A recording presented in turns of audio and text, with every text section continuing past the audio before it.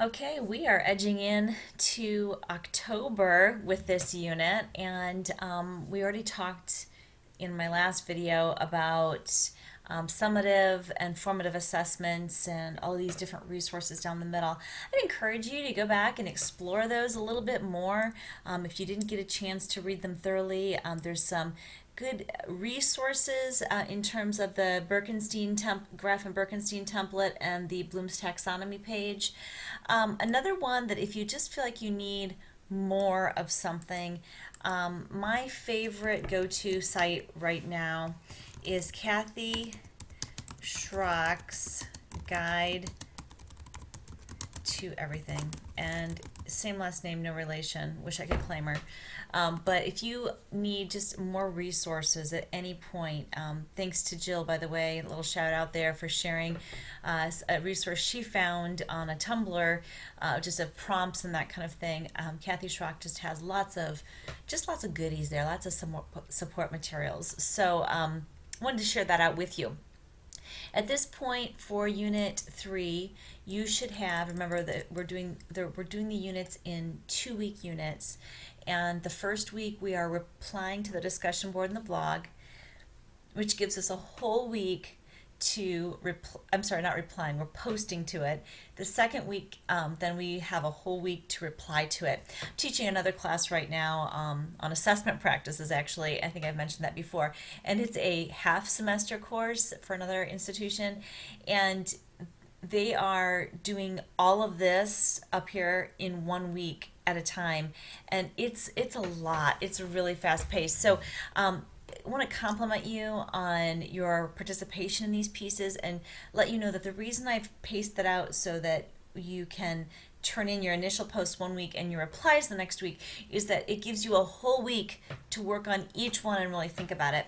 Probably what we're mostly concerned about this week is the wiki. Because that has given us a little bit of problem in the past. So basically, you're going to go back, take a hike back up to your last wiki, and I'm going to grade that very soon, so I'll give you feedback so you're not in the dark. If you're watching this early, please know that it's on my radar to grade those soon or evaluate those soon. You had your lessons that you built. Now we're going to create teacher notes.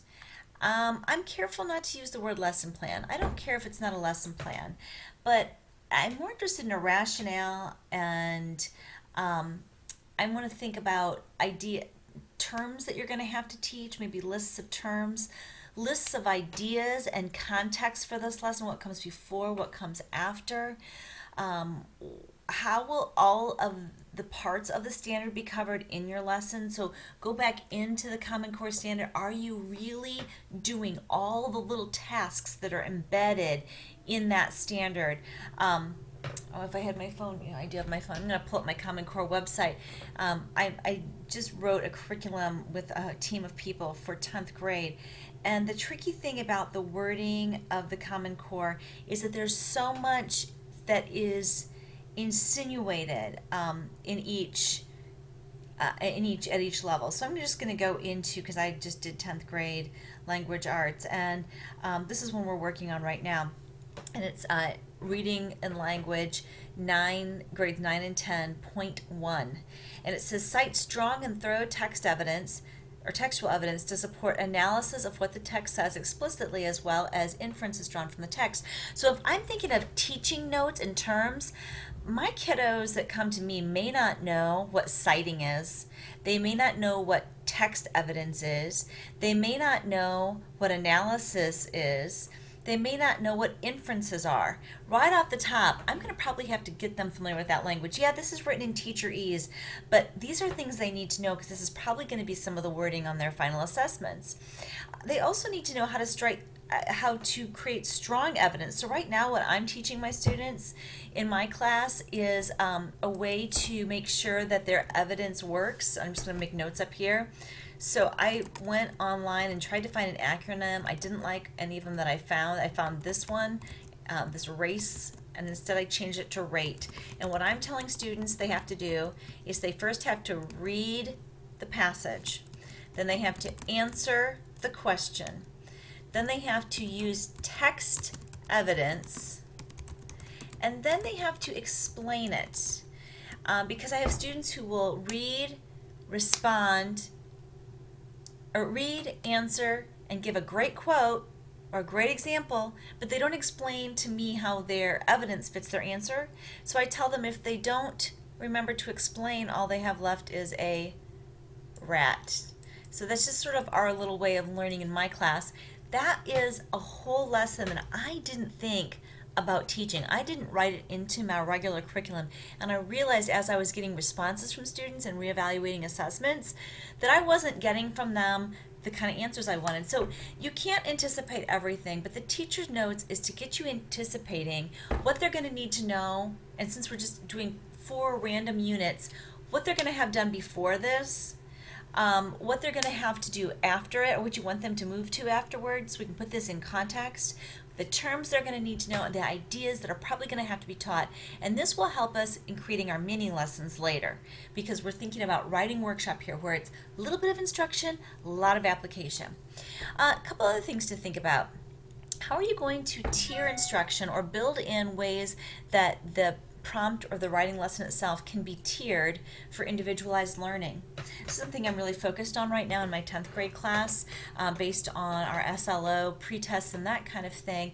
But just even simply when I get a paperback and I see one that just has no structure at all, and I see a whole group of them, what am I going to have to do afterwards? Or what can I do ahead of time to maybe provide some options and even guide students towards an assignment type that will work better for them based on what they're coming to me with for that first assignment in terms of a base knowledge. You can't answer all of these perfectly, but I want you to have at least thought about them, okay? And how will all parts of the standard be covered in your lesson? If you're only going to cover part of the standard, that's okay, but acknowledge that. If I would say, for my assessment for my writing lesson, I'm going to have students read Don't Blame the Eater by David Zinchenko and respond with ideas from the text on what the author thinks about the fast food industry and whether or not I agree. I'm going to have to probably teach another lesson with that in order to cover all parts of the citing strong evidence. That prompt possibly could cover it all, but I'm going to have to show that what I'm doing to make sure that all parts are covered. Does this make sense? So this is getting a little bit more of the detail. We're fleshing this out now. Label each of your prompts as formative and summative. Explain why, and some of that will be explained in the context, perhaps. And then make sure you let us know what Common Core standard is you're using. So the big piece here is, how are you going to support this and how is it going to fit together? Just so you kind of know a sneak peek for next time, you're going to create activities that help to give feedback for this assignment. And the following week, we're going to even break it down into the actual teaching out and the tools we will need and the resources we'll need for supporting the mini lessons. So this week is just sort of getting the rationale written out and what's going to be needed, and labeling. You can do this in a chart.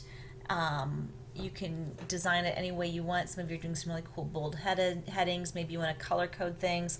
However you want to do it is fine with the setup. But that's what we're heading towards the wiki. Remember, we started with a prompt that was fueled by what we want out of our class, what our roles and goals are for our class, and then we're moving in closer and closer to actually teaching this out and what this will look like in a classroom.